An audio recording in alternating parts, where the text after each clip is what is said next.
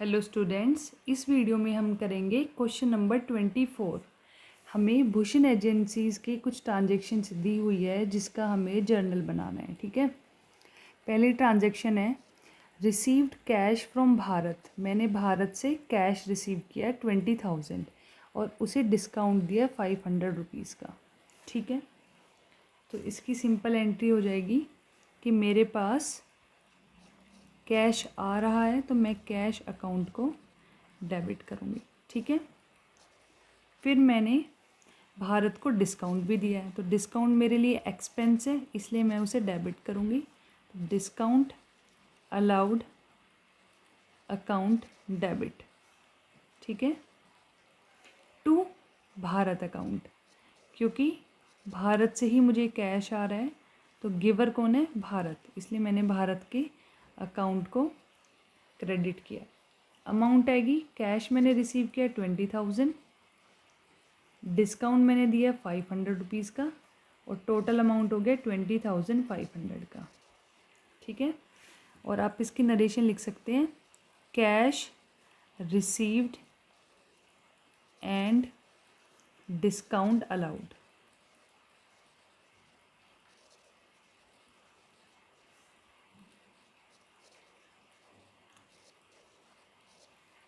अब आते हैं अपनी नेक्स्ट ट्रांजेक्शन पे। Received from Vikas ₹35,000 by cheque. ठीक है, मैंने विकास से 35,000 रुपीज़ रिसीव किए चेक की फॉर्म में, मतलब बैंक अकाउंट में रिसीव किए हैं और उसे 750 रुपीज़ का डिस्काउंट भी दिया है। ठीक है, तो इसकी भी एंट्री सेम ही होगी। कैश की जगह हम यहाँ पे डेबिट करेंगे बैंक अकाउंट को। ठीक है, तो बैंक अकाउंट डेबिट। ठीक है, फिर मैंने इसे भी डिस्काउंट दिया है तो discount allowed account debit.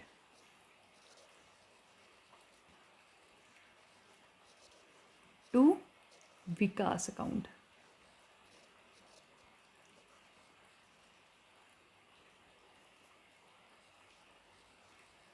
Bank में मैंने रिसीव किया 35,000, डिस्काउंट दिया मैंने 750 रुपीज़ का, टोटल अमाउंट हो गई है 35,750। नरेशन इसकी है, cheque received and discount allowed.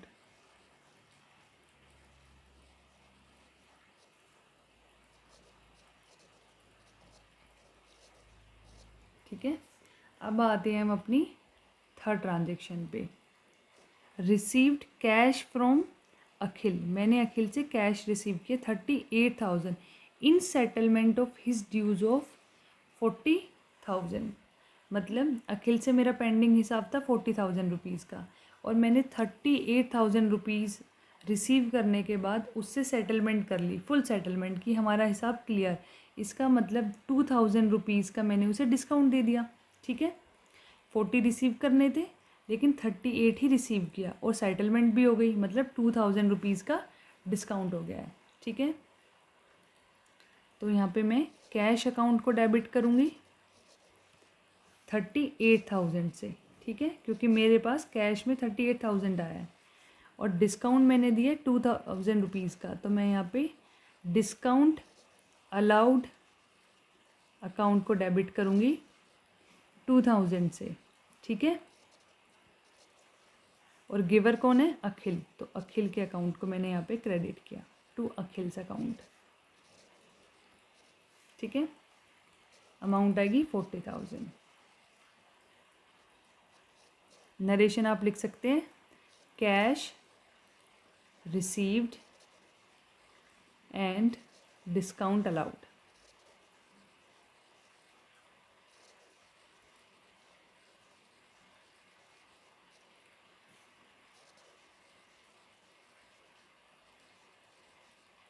अब आते हैं अपनी नेक्स्ट ट्रांजेक्शन पे।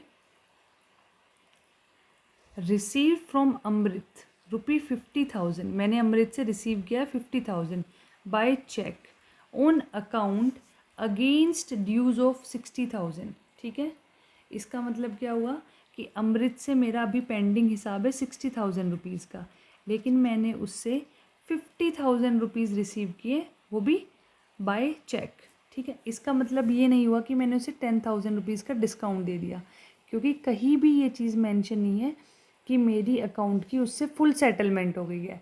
बस ये लिखा है कि मैंने 50,000 रिसीव किया है और मेरा ड्यू है अभी 60,000, ठीक है। तो हमें खुद से एज्यूम नहीं कर लेना कि फुल सेटलमेंट हो गई है।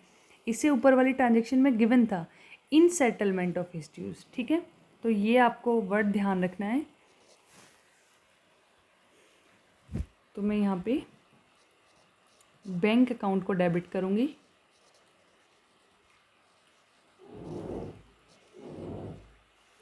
टू अमृत्स अकाउंट, ठीक है। ना तो मैंने कोई डिस्काउंट दिया है, ना ही मेरी फुल सेटलमेंट हुई है। तो जो पेमेंट मैंने रिसीव्ड की है मैं सिर्फ वो लिखूँगी। तो मैं यहाँ पे लिखूँगी पेमेंट रिसीव्ड, ठीक है। अमाउंट आएगी 50,000।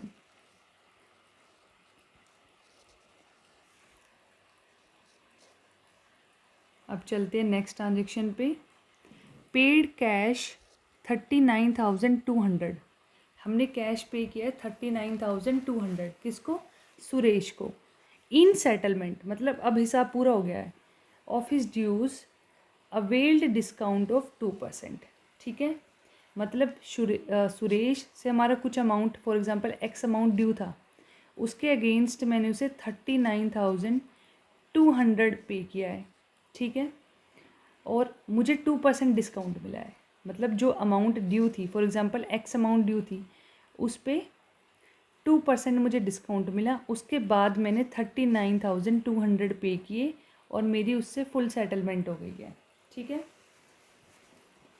फॉर एग्ज़ाम्पल अगर यहाँ पे 100 रुपीज़ होता तो उस पर 2% होता 2 रुपीज़, ठीक है। तो आप 2 रुपीज़ माइनस करते तो आपके पास 98 रुपीज़ आते, ठीक है। तो हमें यहाँ पे ये गिवन है कि डिस्काउंट कितना है और उसके बाद का अमाउंट क्या है। ओरिजिनल अमाउंट गिवन नहीं है, ये हमें फाइंड आउट करना है, ठीक है। ठीक है, अब हम ये अमाउंट फाइंड करते हैं। देखो, for example let the original amount be x. For example हम मानते हैं जो हमारा ड्यू अमाउंट था वो था एक्स रुपीज़, ठीक है। और डिस्काउंट कितना है? 2%, किस पे? एक्स पे, ठीक है। तो एक्स पे 2% कितना हो जाएगा? 2x अपॉन 100, ठीक है। फिर हमने क्या किया, इस अमाउंट पे से ओरिजिनल अमाउंट x में से ये डिस्काउंट माइनस कर दिया 2x/100, तो मेरे पास अमाउंट बचा 39,200, ठीक है। यहाँ पे मैं एलसीएम लूँगी तो मेरे पास आएगा 100x minus 2x upon 100 equal to 39,200, ठीक है। ये हो जाएगा 98x अपॉन 100 इक्वल टू 39,200, ठीक है। अब मैं क्या करूँगी, 100 को राइट हैंड साइड ले जाऊँगी, वो मल्टीप्लाई हो जाएगा और 98 हो जाएगा डिवाइड, ठीक है। अब यहाँ से अगर मैं x की वैल्यू निकालूँगी तो मेरे पास वैल्यू आएगी 40,000, ठीक है। आप इसे सॉल्व करके देख सकते हैं, 40,000 आएगा। इसका मतलब मेरा जो हिसाब था ड्यू वो 40,000 रुपीज़ का था, ठीक है। ठीक है, तो मुझे सुरेश से 40,000 रुपीज़ लेने थे, उस पर 2% मतलब 800 रुपीज़ का मुझे डिस्काउंट मिला। तो बाकी मैंने उसे कितना कैश पे किया? 39,200, ठीक है। हमने निकाल लिया। इसका मतलब मैंने जो डिस्काउंट रिसीव किया है वो है 800 रुपीज़ और मैंने 39,200 कैश के थ्रू पे किया है और उसका टोटल पेंडिंग ड्यू था 40,000 रुपीज़, ठीक है। अब इसकी एंट्री करते हैं। सुरेश, क्योंकि ये रिसीवर है इसलिए इसके अकाउंट को डेबिट करेंगे, अकाउंट डेबिट, ठीक है। पेमेंट हमने करी है कैश से तो कैश अकाउंट को हम क्रेडिट करेंगे। और मैंने डिस्काउंट भी रिसीव किया 2% का, तो डिस्काउंट रिसीव्ड मेरे लिए एक इनकम है, गेन है, तो इसलिए मैंने इसे क्रेडिट किया। तो टू डिस्काउंट रिसीव्ड अकाउंट, ठीक है। ठीक है। डिस्काउंट की अमाउंट है 800, कैश मैंने पे किया 39,200 इन फुल सेटलमेंट ऑफ ₹40,000, ठीक है।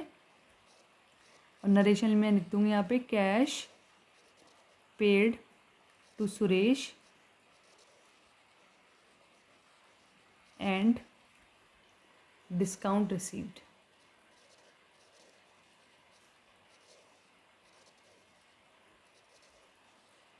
ठीक है। अब आते हैं अपनी नेक्स्ट ट्रांजेक्शन पे। Paid by cheque ₹25,000 to Mehar in settlement of her dues of 26,000, कि हमने चेक के थ्रू मेहर को 25,000 रुपीज़ पे किए और अपना अकाउंट फुल सेटल कर लिया है। ठीक है। ड्यू कितना था 26,000। इसका मतलब हमें 1,000 रुपये का डिस्काउंट मिल गया पेमेंट करने पे। तो मैं यहाँ पे लिखूँगी, एक सेकेंड,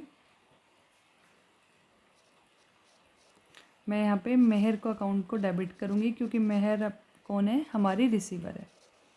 तो Mehar's account debit to, bank के थ्रू मैंने पेमेंट की है तो बैंक अकाउंट को मैं क्रेडिट करूँगी टू डिस्काउंट रिसीव्ड अकाउंट।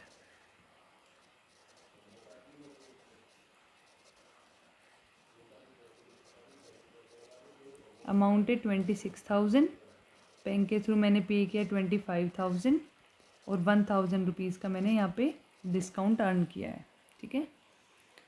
और यहाँ पे मैं लिख दूँगी नरेशन में payment made and discount receive. आप कुछ और भी लिख सकते हो नरेशन में जो आपको समझ में आए, मतलब आपकी नरेशन आपकी इस जर्नल एंट्री को एक तरीके से डिस्क्राइब करना चाहिए उसे। ठीक है।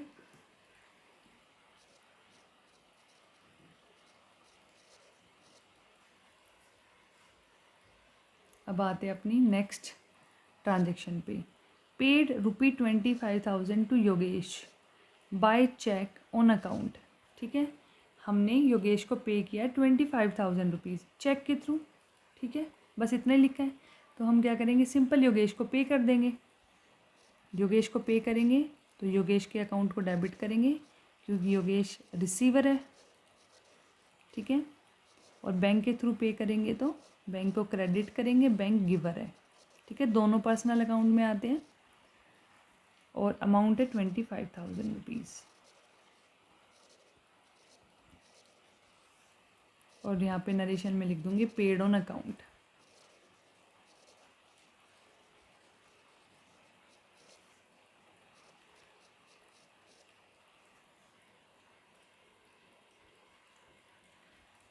अब चलते हैं नेक्स्ट ट्रांजेक्शन पे। Purchased goods costing ₹1,00,000। 1,00,000 के हम गुड्स परचेज करते हैं against cheque and availed discount of 3%।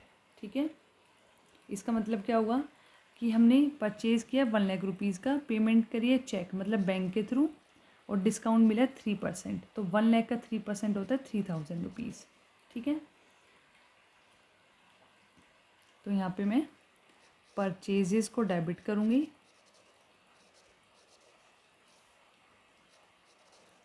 और बैंक अकाउंट को क्रेडिट करूँगी क्योंकि बैंक के थ्रू मैंने पेमेंट की है। और डिस्काउंट रिसीव्ड अकाउंट को भी मैं क्रेडिट करूँगी क्योंकि ये मेरे लिए गेन है कि मैंने परचेज़ किया, उस पर मुझे डिस्काउंट मिला है। ठीक है। परचेजेस थे 1,00,000 रुपीज़ के, पेमेंट करी है मैंने 97,000 रुपीज़ की और डिस्काउंट मिला है मुझे 3,000 रुपीज़ का। और नरेशन में लिख सकती हूँ यहाँ पे गुड्स परचेज्ड एट 3% डिस्काउंट।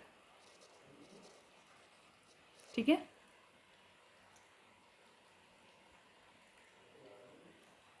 अब आते हैं अपनी नेक्स्ट ट्रांजेक्शन पे। Purchase goods costing ₹60,000 from Akash and company. मैंने आकाश एंड कंपनी से 60,000 के गुड्स खरीदे हैं। ठीक है।